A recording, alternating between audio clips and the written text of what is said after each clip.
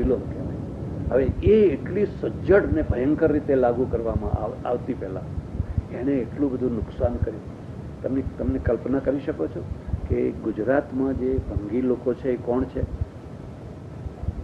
તમે કોઈ વાર ધ્યાનથી જોજો. 50% બ્રાહ્મણ છે. 50% બ્રાહ્મણ છે.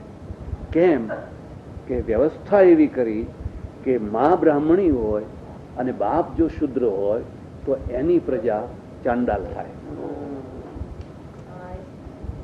એની પ્રજા ચાંડાલ વિલોપ. હવે એ જે ચાંડાલ છે એને ગામ બહાર વસાવવાનો, એને ફાટેલા કપડાં પહેરવાના, એને તૂટેલા ફૂટેલા વાસણમાં ખાવાનું અને આખા ગામની સફાઈ કરી અને જે વધેલું ઘટેલું અઠવાડ મળે એમાં એને જીવન જીવવાનું. આ વર્ણ વ્યવસ્થાએ એટલો જુલમ કર્યો છે, એટલો જુલમ કર્યો છે. મારું એક પુસ્તક છે, તમે વાંચજો, અધોગતિનું મૂળ વર્ણ વ્યવસ્થા. હવે હું એક તરફ આ કહું છું, બીજી તરફ પાંડુરંગ શાસ્ત્રી કહે છે વર્ણ વ્યવસ્થા અમારી આદર્શ વ્યવસ્થા છે. ના ના ના ના, કોન્ટેસ્ટની અલગ વસ્તુ, તમારા એંગલ બેંગલ એનું પ્રત્યક્ષ પ્રમાણ છે. મેં જોયું આજે તમે ગુજરાત કે ભારતના કે બિહારના હરિજનો છે એ મુસ્લિમ થવા તૈયાર થાય કે ખ્રિસ્તી થવા તૈયાર થાય તો તમે એને હિન્દુ રાખવા માટે કહેશો શું? તમારા ધર્મે મને શું આપ્યું? શું જવાબ છે આપણી પાસે? હા, આંબેડકરે એ જ કહેલું. એટલે એને ભૂતકાળમાં થઈ ગયું. આજે જો કે વર્ણ વ્યવસ્થા ઘણી નીકળી ગઈ છે, હવે રહી નથી, પણ તે છતાં હજુ પણ થિયરિકલ રીતે કેટલાક જૂનવાણી આચાર્યો અને બધા ધર્મગુરુઓ એની એ ઢોલ વગાડે રાખે. અમારી આદત ના, એ તો લાંબો વખત તો આ બધું જ ચાલવાનું નથી. વિજ્ઞાન જે જોરથી, સાયન્સ એટલી ઝડપથી આવી રહ્યું છે કે બધું બદલી નાખશે. પણ હજુ પણ લોકો સમજવા તૈયાર નથી, માનવા તૈયાર નથી અને એની એ જ જૂની વાતો પકડીને બેઠા છે. એમનું સંસ્કૃતિ ચિંતન પુસ્તક છે પાંડુરંગ શાસ્ત્રીનું, તમે વાંચજો. ભયંકર રીતે વર્ણ વ્યવસ્થાનું સમર્થન કર્યું છે અને જન્મથી, પાછો કર્મથી નહીં, જન્મથી. એટલે બ્રાહ્મણનો દીકરો દારૂ પીવે તો એ બ્રાહ્મણ જ છે અને શુદ્રનો દીકરો ગમે એટલો ભક્તિ કરતો હોય તો એ શુદ્ર જ છે.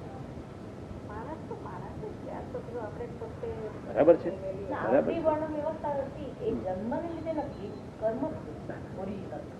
હું તમને કહું, કર્મથી વ્યવસ્થા થઈ શકે નહીં.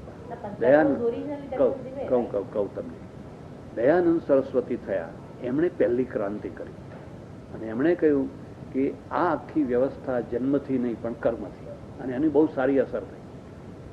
તમે દિલ્હી ને પંજાબ ને એ તરફ જુઓ તો વાળંદ હોય, એને પૂછો તમે કયા છો તો કે ભાઈ જન્મ સે તો મેં નાઈ હું લેકિન કર્મ સે મેં બ્રાહ્મણ. એટલે એને પોતાને એક એમ ગૌરવ થાય કે હું બ્રાહ્મણ છું, એને પોતાને એમ. પણ આ આખી વ્યવસ્થા વ્યવહારિક નથી. કેમ વ્યવહારિક નથી હું તમને કહું. માનો કે તમારે 4 દીકરા છે, બરાબર? હવે 4 કયા વર્ણમાં રાખવા એ નિર્ણય કોણ કરશે? અચ્છા, હવે તમે પોતે નિર્ણય કરો તો કયા દીકરા? અચ્છા, હવે છોકરા, સાંભળો મારી વાત, પોતે નિર્ણય કરે તો કોઈ પોતાને શુદ્ર કહેવા તૈયાર થાય ખરો? કોઈ એમ કે હું શુદ્ર થવા તૈયાર છું? તો તમારે શું કરવું પડે?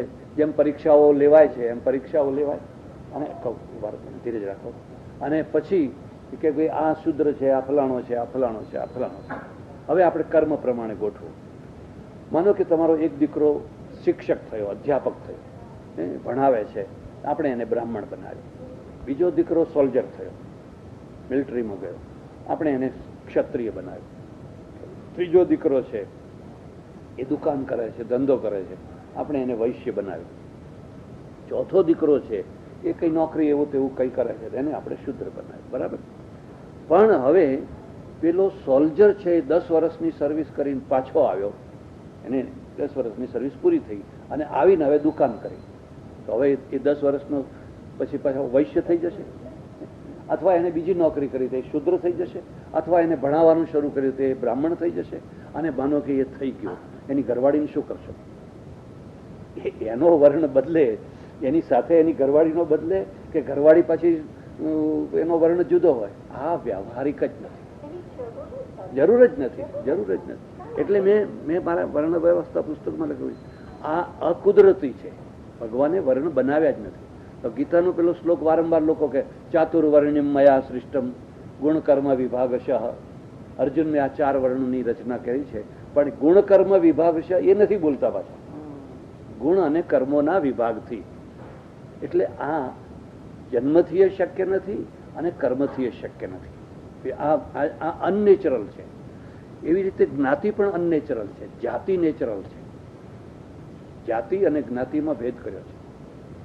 જાતિ એટલે શું કે માનો કે હાપુસ કેરી છે, પેલી બીજી કઈ પાયરી, કેસર, ફલાણી ફલાણી ફલાણી, એને જોતા જ ખબર પડે કે આ હાપુસ છે, આ પાયરી છે, આ ફલાણી, આ ફલાણી. એ જાતિ છે કેરી બધી. એમ માણસમાં પણ એક છે તે આર્ય છે, અનાર્ય છે, દ્રવિડ છે, નિગ્રો છે, વ્હાઈટ છે, મંગોલ છે. એને જોતાની સાથે જ તમને ખબર પડે કે ભાઈ આ ફલાણી જાતિનો. એ જ નેચરલ છે. પણ હવે તમને કોઈને જોતાની સાથે દરજી, સુથાર, લુહાર, કાંચી, મોચી, વાણિયા, બ્રાહ્મણ, એ તો કઈ જોતાની સાથે જ ખબર પડતી નથી. આ માનવ સર્જિત છે, અનનેચરલ છે. એટલે માનવ સર્જિત જે જ્ઞાતિઓ આપણે રચના કરી, અને એની પાછી પેટા જ્ઞાતિઓ, એની પાછી એના ગોળ ને એની ખડકીઓ પાછી, એમાંય પાછી એ બધું સમાજ વ્યવસ્થા, સમાજના કારણે થયેલું છે. અને એને પણ આપણને નુકસાન કર્યું એના દ્વારા. અને એ છે એ મુસ્લિમોમાં પણ છે. આ જે જ્ઞાતિ પ્રથા છે એ મુસ્લિમોમાં પણ છે. ના ના, એ જુદું પાછું. ડોલરની કાસ્ટ છે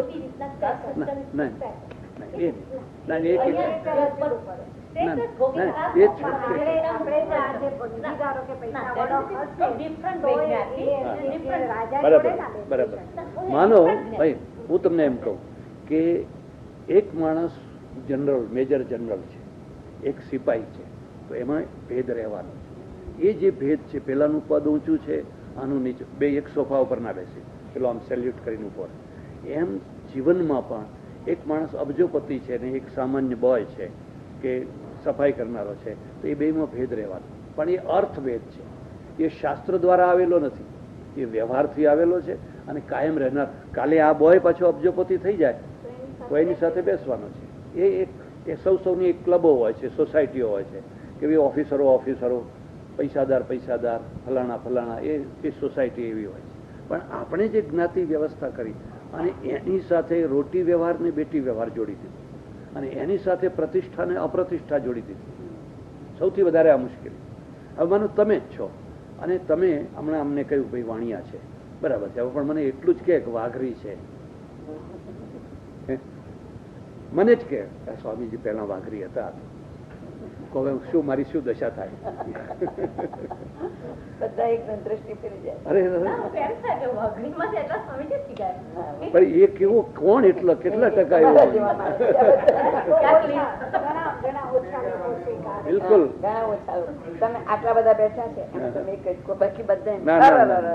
એટલે એ પ્રથાએ આપણને શું કર્યા? આપણને વર્ણ પૂજક બનાવ્યા, વંશ પૂજક બનાવ્યા, વેશ પૂજક બનાવ્યા, પણ ગુણ પૂજક ના બનાવ્યા. એકલવ્ય, કર્ણ અને અર્જુન. હમણાં નહીં બેટા, હમણાં ચાલે છે. એકલવ્ય, કર્ણ અને અર્જુન ગુણ કર્મ યોગ્યતાની દ્રષ્ટિએ ત્રણેય ઇક્વલ છે. પણ જે સ્થાન સમાજમાં અર્જુનને મળ્યું એ કર્ણને ના મળ્યું, અને જે કર્ણને મળ્યું એકલવ્યને તો મળ્યું, કારણ કે આ તો ભીલ છે. એટલે આ ભૂલ જો આપણે ના કરી હોત, સુધારી હોત, તો ભારતની પ્રજાને ઘણું સહન કરવાનું ના થયું હોત, તો આજે અનામત ના આપવી પડી હોત.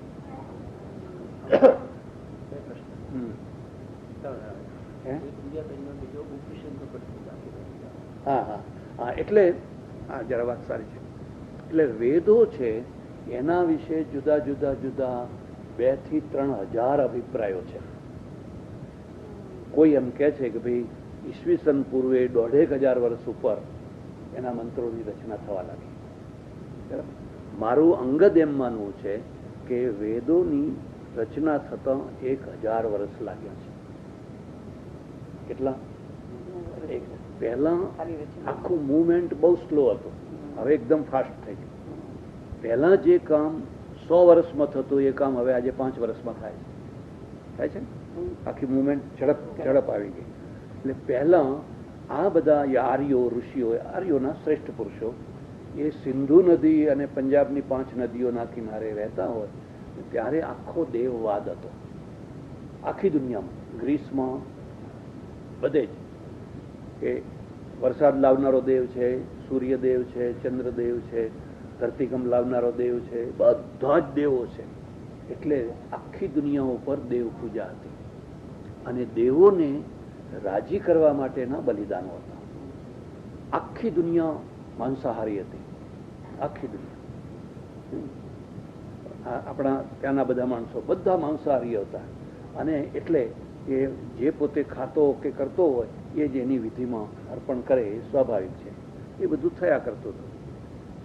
આ બધું થતાં 1,000 વર્ષ નીકળી ગયા. એમાંથી કર્મકાંડ નીકળ્યા કે ભાઈ તમારે વરસાદ લાવવો હોય તો આ કરો, તમને ભૂત વળગ્યું હોય તો આ કરો, તમારે આમ કરવું હોય તો આ કરો, આ બધી વિધિઓ. એટલે વેદોના પાછા એકના 4 ભાગ છે. એક વેદના 4 ભાગ છે. એનો સંહિતા ભાગ, આરણ્યક, બ્રાહ્મણ અને ઉપનિષદ, એના 4 ભાગ છે. એટલે માનો કે ઋગ્વેદ છે તો ઋગ્વેદના આટલા બ્રાહ્મણ છે, આટલા આરણ્યક છે અને આટલા ઉપનિષદો છે. એવા યજુર્વેદ. એટલે આ પછી શાખાઓ નીકળી આગળ. એમ થતાં મારી સમજણ પ્રમાણે બુદ્ધના ઉત્તર કાળમાં અથવા થોડાક પૂર્વ કાળમાં ઉપનિષદોની રચના થવા લાગી. અને ઉપનિષદો પણ એક જ માણસે એક જ કાળે રચેલા નથી. જુદા જુદા કાળમાં જુદા જુદા માણસોએ રચેલા છે. ઈશાવાસ્યમિદમ સર્વમ યત્કિંચ, હવે માનો કે આ ઉપનિષદ છે તો કોઈ કાળમાં. પણ એ જમાનો એવો હતો કે લોકો ઇતિહાસ સંબંધી બિલકુલ બેખબર. કોણે રચ્યું, ક્યારે રચ્યું, કોણે બાંધ્યું, કશું જ કોઈ નામ નિશાન નહીં. પછી પાછળથી તમારે જેટલા અનુમાન કરવા હોય એટલા કરી શકો છો. એટલે એ એકાદશ ઉપનિષદો જે છે આજે તો 200 ઉપર થઈ ગયા છે, પણ એ બધા તો હમણાં આધુનિક રચાયેલા છે. એકાદશ ઉપનિષદો જેને વધારે મહત્વ આપવામાં આવે છે, અથવા 15 જેટલા છે, એ બુદ્ધની આજુબાજુમાં રચાયેલા છે. અને એના પછી પણ થયું શું કે ઉપનિષદનું જ્ઞાન એક વર્ગ માટે સીમિત કરી દીધું અને પુરાણોનું ગામ માસ બધી પ્રજા માટે. ઉપનિષદોનું જ્ઞાન છે એ મુઠ્ઠીભર માણસો માટે, આ બધાના માટે નહીં. ઓમ તમારાથી ના બોલાય, વેદ ના વંચાય, વેદ સંભળાય નહીં. હવે હું કહું તોય મને દુઃખ થાય. જો વેદ સાંભળો તો કાનમાં શીશુ નાખવાનું, વગાડે જીભ કાપી નાખવાની. શૂદ્રોને બધાને જેને અધિકાર, જેને અધિકાર નથી એ બધાને. જો કે ના, કોઈ વેદમાં નથી લખેલું, વેદમાં નથી લખેલું. જેને લખ્યું એનું નામ આપવા નથી માંગતો. પણ કોઈ કાળે આવું આચરણ થયું હોય એવું દેખાતું નથી. લખ્યું છે ખરું, પણ કોઈની જીભ કાપી હોય કે કોઈના કાનમાં શીશુ રેડ્યું હોય એવો કોઈ દાખલો મળતો નથી. પણ આ લખનારે લખ્યું છે. પણ લખ્યું છે એ તો કેટલું ભયંકર, એ બધા ઉદાહરણો મૂક્યા છે. હવે આ શુદ્રો તમારામાં રહે કેવી રીતે, શા માટે રહે? અને હજુય તમે સુધરવા ના માગો તો હજુય તમે એમ કહો કે અમારી વર્ણ વ્યવસ્થા, અમારી વર્ણ વ્યવસ્થા, તો શા માટે? પછી ઉપનિષદો, કારણ કે લોકો સુધી ના પહોંચ્યા, એ તો માત્ર વિદ્વાનો માટે, થોડાક મુઠ્ઠીભર લોકો માટે. એટલે શ્રમણ માર્ગ જે બૌદ્ધ ધર્મ છે ને એ લોકો સુધી પહોંચી ગયો. એની પાલી ભાષા એટલે લોકોને ભાષામાં અગવડ ના પડી. અને સહજ જીવન, તમે જે ખાતા હોય ખાઓ, તમે જે કપડાં પહેરતા હોય પહેરો, તમારું જે કંઈ હોય ખાલી બુદ્ધને માનો. અને એટલે જોકે પછી બુદ્ધમાં પણ આગળ જતા 4 મોટા ભેદ પડી ગયા: સૌત્રાંતિક, વૈભાષિક, યોગાચાર અને માધ્યમ.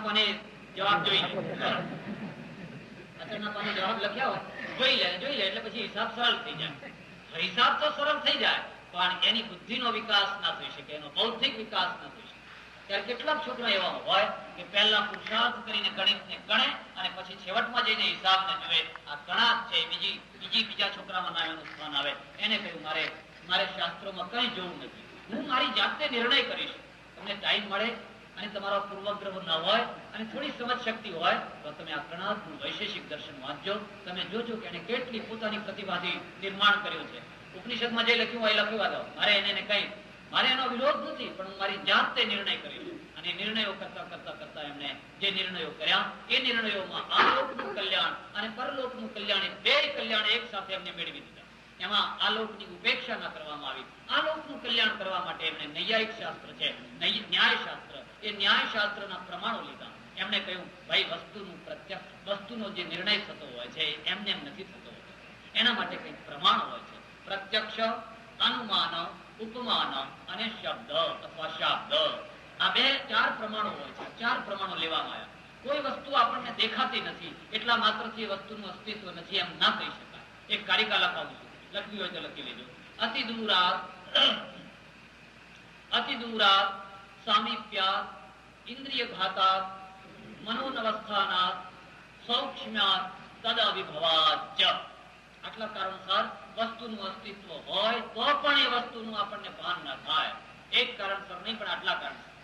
ઘણા લોકો એમ કહેતા હોય છે ભગવાન બતાવો ને, ભગવાન બતાવો ને, ભગવાન જોયો છે, એવું ઘણા લોકો પૂછતા હોય છે. નરેન્દ્રે રામકૃષ્ણ પરમહંસને પૂછ્યું, જો કે રામકૃષ્ણ તો રામકૃષ્ણ હતા, એમણે કહ્યું કે આ બેટા મેં જોયા છે. અને એ કઈ મોઢાની વાત નથી, અંદરનો રણકો હતો. જેવી રીતે હું તને જોઈ રહ્યો છું એવી જ રીતે મેં કાલીના દર્શન કર્યા છે, માના દર્શન કર્યા છે બેટા. એટલે તો હું અભણ માણસ. અને આ બેરિસ્ટરો બધા કેશવચંદ્ર સેન જેવા બેરિસ્ટરો સામે બેઠા બેઠા લખ્યા કરે, એક વાતની નોંધ રાખ્યા કરે. મેં કઈ યુનિવર્સિટી જોઈ છે? અરે મેં તો હાઈસ્કૂલે નથી જોઈ, પ્રાથમિક શાળામાં સરખી રીતે ભણ્યો નથી.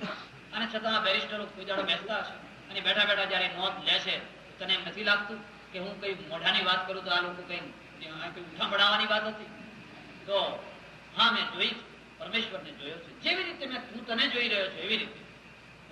ઋષિએ પ્રાચીન કાળમાં લખી દીધું, ભાઈ વસ્તુનું અસ્તિત્વ હોય છતાં આટલા કારણસર વસ્તુનું તમને જ્ઞાન ભાન ના થઈ શકે. એમાં પહેલું કારણ મૂકી દીધું અતિ દૂરાત. વસ્તુ છે પણ બહુ દૂર છે, બહુ દૂર છે. એટલે આપણી ઇન્દ્રિયો ત્યાં સુધી પહોંચી નથી શકતી. પણ પહોંચી નથી શકતી એટલે આજે વૈજ્ઞાનિકો કહે છે કે આકાશગંગાના કેટલાય તારા છે, એના પરે કેટલું છે, એના પરે કેટલું છે, એના પરે કેટલું છે.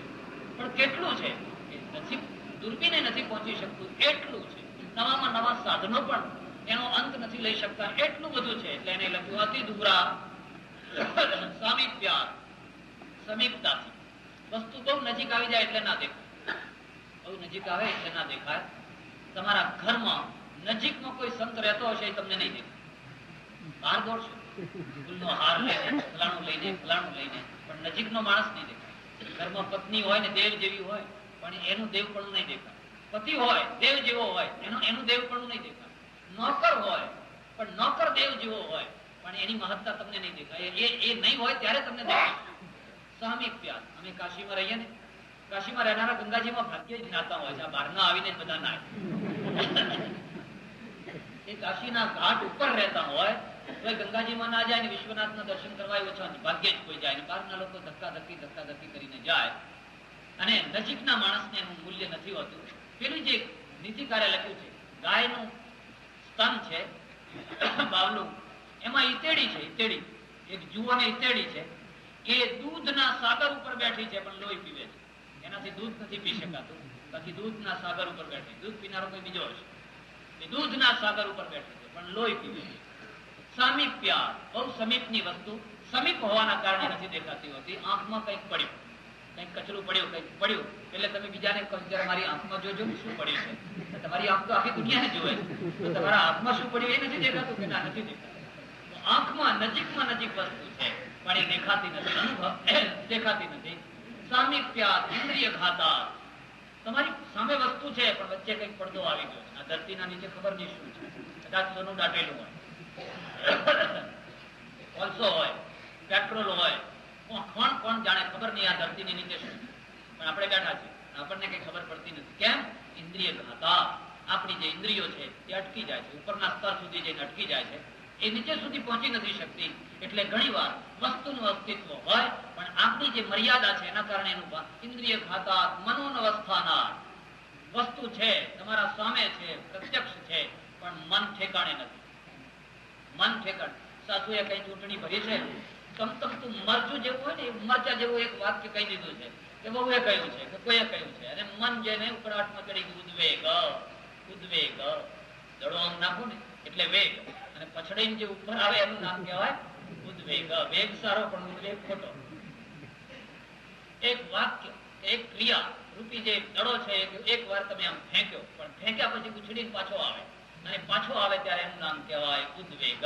આજ મને બોલાવશો નહીં, બહુ ઉદ્વેગ થઈ ગયો છે. લોકો નથી કહેતા હોતા બહુ ઉદ્વેગ થઈ ગયો છે. હવે એ ઉદ્વેગ ધીરે ધીરે ધીરે ધીરે ધીરે શમે, શાંતિ થાય ત્યારે મગજનું ઠેકાણું પડે, ત્યાં સુધી ઠેકાણું પડે નહીં. ઉદ્વેગ એમ અહીંયા એમ કહેવા મનોનવસ્થાના મન ઠેકાણે, મન વિચલિત થઈ ગયું છે. મનોનવસ્થાના સૌક્ષ્મ્યાત વસ્તુ છે પણ સૂક્ષ્મ સૂક્ષ્મ. આથી જરા ગામડાના અંદર જઈને જોજો, જેને કોઈ દિવસ રેડિયો ના સાંભળ્યો હોય એને કહેજો કે રેડિયોના તરંગ પાર થઈ રહ્યા છે, કે કઈ દેખાતા નથી, હોય તો બતાવો, બતાવો હોય તો. હવે રેડિયોના તરંગ કેવી રીતે બતાવે? અમારી યુનિવર્સિટીમાં એક પ્રોફેસર હતા, અને એ કહેતા, ખાસ કહેતા, ઈશ્વર હોય તો બતાવો. સાયન્સના પ્રોફેસર, અને એ લોકોને ચેલેન્જ આપતા, કોઈ પરમેશ્વર હોય તો બતાવો. મારા સાથે થોડી મૈત્રી જેવું. મેં કહ્યું, ભાઈ પરમેશ્વરની બતાવવાની વાત તો બહુ દૂરની રહી, પણ તમારી બુદ્ધિ હોય તો બતાવો. બુદ્ધિ હોય તો બતાવો. કેમ મારી બુદ્ધિ તો છે જ એમ નહીં, બતાવો બતાવો, બીજી વાત નહીં. એ બતાવી ના શકાય. નહીં મેં કહું આપણે પ્રયોગ, એમણે મને એક કહેતા ખાસ કે પ્રયોગશાળામાં જેટલી વસ્તુઓની સિદ્ધિ થાય એથી વધારે હું કોઈ ચીજ નથી માનતો. પ્રયોગશાળામાં એ વસ્તુ સિદ્ધ થવી જોઈએ. મેં કહું તમારી બુદ્ધિ ટ્યુબમાં મૂકીને પ્રયોગશાળામાં સિદ્ધ કરી બતાવો. તમારી બુદ્ધિ આપણા અંદર એવા કેટલાય તત્વો છે જેને આપણે અનુભવીએ છીએ પણ બતાવી નથી શકતા, એને લોકોને પ્રૂફ નથી કરી શકતા હોતા, છતાં એનું અસ્તિત્વ હોય છે. સૌક્ષ્મ્યાત તદવિભવાત જ. અને છેલ્લું લખી દીધું, એકબીજા દબાઈ જવાનું. થોડા દિવસે તમે આકાશ તરફ નજર કરો, માત્ર સૂર્ય દેખાશે, કોઈ તારો નહીં દેખાય. જોકે કેટલાક લોકોને ધોળા દિવસે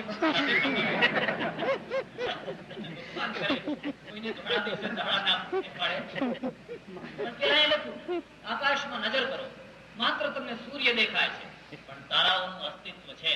અસ્તિત્વ હોવા છતાં એ એટલા માટે નથી દેખાતા કે સૂર્યના અંદર અભિભૂત થઈ ગયા છે, દબાઈ ગયા છે, એના પ્રકાશમાં દબાઈ ગયા છે. એમ ઘણી વસ્તુઓ હોય છે, પણ હોવા છતાં પણ એક વસ્તુના આગળ બીજી વસ્તુ દબાઈ જતી હોય છે, એટલે આપણને એનું જ્ઞાન ભાન નથી થતું હોતું. પણ નથી થતું હોતું એટલે એનું અસ્તિત્વ જ નથી એમ ના કહી શકાય. એનું અસ્તિત્વ છે જ નહીં એવું ના કહી શકાય. આ નૈયાયિકો એટલે શાસ્ત્રમાં લખવું પડ્યું, કાણાદમ પાણીનીયંચ સર્વશાસ્ત્રોપકારકમ. જેને બધા શાસ્ત્રો ભણવા હોય એ પહેલા પાણીનીનું વ્યાકરણ ભણે અને કણાદનું ન્યાયશાસ્ત્ર એટલે કણાદ ગૌતમનું ન્યાયશાસ્ત્ર ભણે. આ બે શાસ્ત્રો જે નહીં ભણ્યા હોય એમની ગતિ બીજા શાસ્ત્રોમાં નહીં થઈ શકે. કાણાદમ પાણીનીયંચ સર્વશાસ્ત્રોપકારકમ. બધા શાસ્ત્રોમાં એ ઉપકારક થશે. એક શાસ્ત્રો આ નૈયાયિકો જે છે એમની બંદૂક એક શાસ્ત્રો એ લીધી છે. આના વિના શાસ્ત્રાર્થ થઈ જ ન શકે, શાસ્ત્રાર્થ થઈ ન શકે.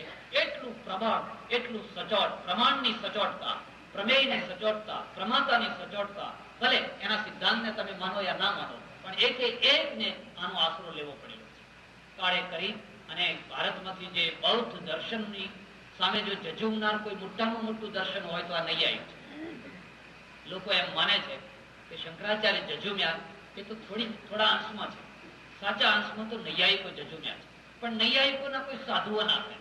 આ કોઈ સાધુનો સંપ્રદાય નથી, એટલે એમના સાધુઓ થયા હોત તો એમના ગુરુની મહિમા વધારી દીધી હોત, પણ આની કોઈ મહિમા વધારનાર ના થયું. એટલે આ દર્શનો છે કે જેટલા એની મહત્તા લોકો આગળ પહોંચાવી જોઈએ ના પહોંચાઈ શકી. છેવટનો આચાર્ય ઉદયનાચાર્ય થયો. તમને કોઈને ખ્યાલ હોય તો મિથિલામાં બિહાર સરકારે એનું સ્મારક રચ્યું છે. બહુ મોટા નૈયાયિક થયા. એમણે ઈશ્વર સિદ્ધિ કરીને ગ્રંથ રચ્યો. એમના ગ્રંથો છે એમાં છેલ્લા બૌદ્ધોને પછાડ આપવામાં આવી, અને બૌદ્ધોનો ખરો માર હતો ઈશ્વર ઉપર. ઈશ્વર નથી, જગતને રચનાર કોઈ ઈશ્વર જેવું કોઈ તત્વ નથી. એ ઈશ્વરની સિદ્ધિ વેદાંતિ ના કરી શકે, કારણ કે વેદાંતિનો જ ઈશ્વર લૂલો લંગડો છે, નથી નથી નથી, એટલે એ ના કરી શકે. નૈયાયિકો છે એમણે ઈશ્વરની સિદ્ધિ કરી, એમણે ઘણા ગ્રંથોની રચના કરી અને ઈશ્વરની સિદ્ધિ આ ઉદયનાચાર્ય કરી. જ્યારે ઉદયનાચાર્ય છે એ ખાસ જગન્નાથપુરીમાં જે ભગવાન એમના ભક્ત જગન્નાથજીના અને જગન્નાથજીના દર્શન કરવા ગયા, જેમ આપણે પૂનમ ભરીએ એવી રીતે પૂનમ ભરવા માટે પંડ્યાઓએ દ્વાર બંધ કરી દીધા. ટાઈમ થઈ ગયેલો એટલે દ્વાર બંધ કરી દીધા. દ્વાર બંધ કર્યા એટલે દર્શન ના થાય. દર્શન ના થાય એટલે એક ભક્તને જે આઘાત લાગે એ તો ભક્ત જ જાણી શકે. એ કેટલો દોડતો આવ્યો હોય. જ્યારે દૂર દૂરથી દેખાય રણછોડ ધજા ધોળી તારી, મારે હૈયે હરખ ના માય રણછોડ ધજા ધોળી તારી. એ ધજા જોઈને પેલા ભક્તને જે ઉમળકો ને ઉછાળ આવતો હોય એ બધા એ વાતને ના સમજી શકે. જેને ભાવના હોય એ જ સમજી શકે. એને એકદમ દોડતો દોડતો ભગવાનના દર્શન તો મોટા તોતિંગ દરવાજા બંધ કરી દીધા. પૂજારીએ બંધ, નહીં ચાલો કાલ પાસે આવે, દરવાજા બંધ, કાલ આજ નહીં, ટાઈમ થઈ ગયો, દરવાજા બંધ થઈ ગયા. અને એને બહુ આઘાત થાય. એ બહાર બેઠા બેઠા એને શ્લોકની રચના કરી અને ભગવાનને ધમકી આપી. ધમકી ઉપસ્થિતેષુ બૌદ્ધેષુ મદધીના તવ સ્થિતિ ઐશ્વર્ય મદવત્તોસી. એવું બધા રાજા થઈ ગયા એમને, આટલા બધા જગન્નાથ, આખા જગતના નાથ, અને હું અહીં તમારા દર્શન કરવા આવ્યો એટલે દરવાજા બંધ કરીને અંદર બેસી રહ્યા છે.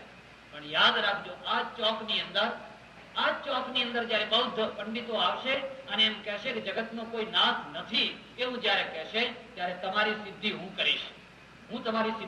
ઉપસ્થિતેષુ બૌદ્ધેષુ મદધીના તવ સ્થિતિ. તારું અસ્તિત્વ, તારી સ્થિતિ, તારી સાબિતી મારે આધીન થઈ જશે. ત્યારે તું પોતે કરતો હોઈશ કે ઉદયન થોડું કરને ભાઈ, કરને નહીં તો આ બધા નાસ્તિકો મારું સત્યાનાશ વાળી જશે. આ દરવાજા પછી આમ નહીં ઉગડે. મદધીના તવ સ્થિતિ. આ વ્યંગ છે. આ એક પ્રેમ છે ને, પ્રેમમાં એક દાવો હોય છે, અધિકાર હોય છે. આવું જ્યાં કહ્યું નહીં, એક વદંતી એવી છે કે એના સાથે દરવાજા ઉડી ગયા રાત્રે. પૂજારીઓ આશ્ચર્યચકિત થઈ ગયા. કોણે ખોલ્યા? દોડ થઈ રહી છે. અને ઉદયનાચાર્ય જઈને સાષ્ટાંગ દંડવત કરી અને પ્રણામ કરીને કહ્યું, પ્રભુ મને માફ કરજો, મેં તમને આવું કહ્યું, મારે તમને આવું ના કહેવાય, પણ મેં બળતા આવું કહ્યું. પુનિત મહારાજમાં એક એવું છે, એક ભજનમાં છે, બળતા બોલાઈ જવાય એવો એક શબ્દ આવે છે. બળતા બોલાઈ જવાય. અને તો એમ કે રબારીની જાતને, પરવાડની જાતને એવું ભગવાનને ખૂબ કહ્યું છે. પણ આ પ્રેમનો અધિકાર હોય છે. ઉપસ્થિતેષુ બૌદ્ધેષુ મદધીના તવ સ્થિતિ. ખરેખર જો ઈશ્વરની સિદ્ધિ કરી હોય કોઈ દર્શન કરનારું, ઈશ્વરને સચોટ સિદ્ધ કરનારું કોઈ દર્શન હોય તો એ ન્યાય દર્શન છે. એમાં કાળાંતરમાં પછી બે ભેદ થયા. એક પ્રાચીન ન્યાય અને એક બીજું નવ્ય ન્યાય. રઘુનાથ શિરોમણી, ગદાધર ભટ્ટ, વાસુદેવ સાર્વભૌમ, આ બધા લોકોએ જોયું કે બૌદ્ધોની સાથે તર્કમાં જીતી શકાય એવું નથી. બૌદ્ધોના પ્રબળ તાર્કિકો છે એટલે એમણે આખી એક નવી ભાષા ઉભી કરી. એ ભાષા તમે ગમે એટલું સંસ્કૃત ભણેલા હો તો પણ તમે ના સમજી શકો. અવચ્છેદક અવચ્છિન્ન કરીને લાંબી વાત બોલતા હોય. 2 મિનિટ સુધી આવું બોલે ત્યારે એનો અર્થ એટલો માત્ર થાય કે આ ઘડિયાળ પડી છે, આ ટેબલ ઉપર ઘડિયાળ પડી છે, આ ટેબલ ના આટલું લાંબુ બોલવું છે. બોલ કરો તો તદ વિશિષ્ટ અવચ્છિન્ન કર્યા જ કરે એનો અર્થ માત્ર આટલો થઈ જાય. તો આ નવ્ય ન્યાયની રચના કરવામાં આવી 12મી અને 13મી શતાબ્દીમાં. આ નવ્ય ન્યાય છે, એને બહુ મોટું કામ કર્યું. એની પણ એક થોડી ગાથા કહી દઉં એટલે તમને થોડો ખ્યાલ આવશે. વાસુદેવ સાર્વભૌમ, રઘુનાથ શિરોમણી, ગુરુ શિષ્ય છે. અને શિષ્યની ઉન્નતિ જોઈને ગુરુને કોને આનંદ ના થાય? પેલા ગુરુ છે ને એ શિષ્ય છે, એ શિષ્ય રાજ પંડિત થયો. રાજાએ એને માન આપ્યું, શાસ્ત્રાર્થમાં વિજયી થયો. હાથી ઉપર એની સવારી કાઢી એટલે ગુરુનું મન પકડ્યું ન રહ્યું. મારો શિષ્ય હાથી ઉપર રોડ ઉપરથી નીકળ્યો, કેટલા લોકો એનો જય જયકાર કરે છે, લાવ જરા જોવા જો. એટલે ચૂપચાપ આવીને એક ખૂણામાં ઉભા પોતાના શિષ્યની આ વિજયની ગાથા જોઈ રહ્યા છે, પતાકા. તો શિષ્ય અને વિજયમાં તો મત માણસ હોય. સિંહાસન ઉપર, રાજ સિંહાસન ઉપર રાજાએ બેસાડ્યો. રાજા પોતે પાછળ બેસીને એને ચમર ઢોળે છે અને પેલો બેઠેલો છે. અને પેલો ગુરુ જોઈ આનંદ થાય છે, આનંદ કરી રહ્યો છે. અને પેલા શિષ્યને જોયા, શિષ્યની પણ નજર ત્યાં આવીને પડી અને જોયું ગુરુજી આવ્યા છે. અને ગુરુજી આવ્યા છે, આટલા ઊંચા આસને બેસીને ગુરુજીને પગે લગાતું છે. રાજા છડી ચમર ઢોળી રહ્યો છે. પગે લાગશું, આપણે આશ્રમમાં જઈને પગે લાગશું. એટલે એને મોઢું ફેરવી લીધું. પગે લાગવાની જગ્યાએ મોઢું ફેરવી લીધું. એને લઘુતા ગ્રંથિ આવી ગઈ એટલે ગુરુને દુઃખ થયું. જો એટલે કે ગૌ બળદ છે, બળદ. એમ ઉભા એમણે કહ્યું કે ગૌ એટલે બળદ છે તું. અને આટલું ભાન નથી કે હું તારો ગુરુ, મેં તને આટલું ભણાવ્યો, આજે તું આટલી કક્ષાએ પહોંચ્યો તો મારા દ્વારા પહોંચ્યો. હવે મને જોઈને તારામાં જો ખાનદાની હોય તો નીચે ઉતરી સાષ્ટાંગ દંડવત કરવા જોઈએ. એ ના કરે તો ઉભો ઉભો બેઠો બેઠો આટલા હાથ તો જોડ, એની જગ્યાએ તું મોઢું ફેરવી લે છે. ગૌ એટલે પેલા ત્યાં બેઠા બેઠા જવાબ આપ્યો, યદિમયી ગોત્વમ ભવતી પિતત્વમ. જો મારામાં એ ગોત્વ ધર્મ રહેતો હોય, નૈયાયિકની પરિભાષા તમને જે સમજમાં આવે, એ જો ગોત્વ ધર્મ જો મારામાં રહેતો હોય તો એ તમારામાં પણ રહેવો જોઈએ, એટલે તમે પણ બળદ હોય. અને જો એ મારામાં, જો તમારામાં એ ગોત્વ ધર્મ ન રહેતો હોય, નહીમયી તત્વ, તો મારામાં પણ એ નથી રહેતો, એટલે હું પણ બળદ નથી. આ બધી વિશેષતાઓ, આ આખો ગ્રંથ છે એ મૂળમાં ઋષિનો ગ્રંથ, જેને આ લોક અને પરલોક બંનેની સિદ્ધિ કરે એનું નામ ધર્મ કહ્યું. અને પ્રભાસ પાટણનો ઋષિ, અમે એમની સ્મૃતિમાં સુઈગામમાં થોડુંક કાર્ય કરેલું, તો મહર્ષિ કણાદ દુષ્કાળ રાહત અન્ન ક્ષેત્ર એવું નામ રાખ્યું. પછી જે અત્યારે ગુરુકુળ ચાલે છે, એ ગુરુકુળમાં પણ આ કણાદની સ્મૃતિમાં મહર્ષિ કણાદ ગુરુકુળ એવું નામ રાખ્યું. આ તમારો જ સપૂત, ગુજરાતનો જ સપૂત, અને ગુજરાતના માણસો એને ભૂલી જાય, એથી વધારે કયું મોટું દુઃખ હોય. જેને પરમાણુવાદ દુનિયાને આપ્યો, જેને આટલું મોટું જ્ઞાન આપ્યું, એ સપૂતને જો તમે ભૂલી જાઓ તો એમ કહી શકાય કે ગુજરાતમાં ગુજરાતની કિંમત નથી, ગુજરાતમાં બહારની કિંમત છે. ગુજરાતના માણસો ગુજરાતની કિંમત નથી કરી શકતા, એટલે તો બહારના લોકો આવીને કહે છે ગાડી ગુજરાત. એ એમને નથી કહેતા હોતા. અમારે પંજાબમાં તો એક કહેવત છે, તમને ખોટું ના લાગે તો કહી દઉં, મને વિશ્વાસ છે કે તમને ખોટું નહીં લાગે. એમ કહે છે કે કર્મી કો દક્ષિણ ભલો, જ્ઞાની કો પંજાબ, ધ્યાની કો સોરઠ ભલો, ઢોંગી કો ગુજરાત. હોય તો આવું હસો ને.